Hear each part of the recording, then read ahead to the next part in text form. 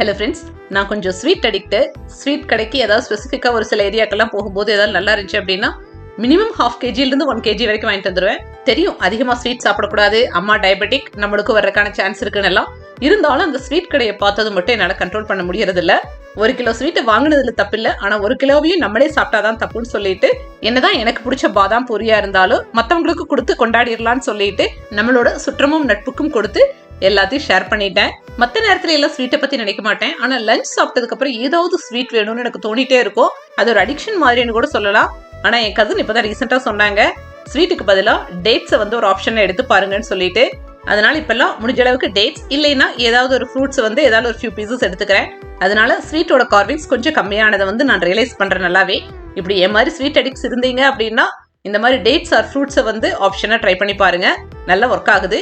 நேற்று வீடியோலேயே சொல்லியிருந்தேன், லஞ்சுக்கு பண்ண சமையல் கூட இன்னைக்கு சொதப்பல்னு சொல்லிட்டு. ஆக்சுவலாக அன்னைக்கு லஞ்சுக்கு நான் பிளான் பண்ணதே ஆந்திரா ஸ்டைலில் மாங்காய் பச்சடி தான் மெயின் ஐட்டமாகவும், கேரட் அண்ட் பீன்ஸ் பொரியல் அப்படின்னு சொல்லிட்டு. மாங்காய் பச்சடிக்கு மாங்காய் வந்து உள்ள கம்ப்ளீட்டாக ஒயிட் கலரில் இருக்கிற மாதிரி இருக்கணும். கொஞ்சம் லைட்டாக எல்லோ கலர் ஆயிருந்தா கூட அந்த சட்னி வந்து கொஞ்சம் கொடகொடன்னு ஆயிரும்.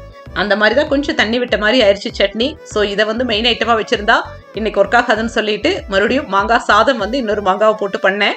சின்ன மிஸ்டேக்னால டபுள் த டைம் வேலை செய்ய வேண்டியது இருக்கும் சில நாட்கள். சடன் கிளைமேட் சேஞ்ச், வெயில்ல இருந்து மழை வந்ததுனால வாட்டர் இன்டேக் ரொம்பவே கம்மியானதை ரியலைஸ் பண்ணேன். ஸோ நீங்களும் வாட்டர் கிளாஸ்ல ஒரு கவுண்டிங் ஸ்டார்ட் பண்ணலாம்.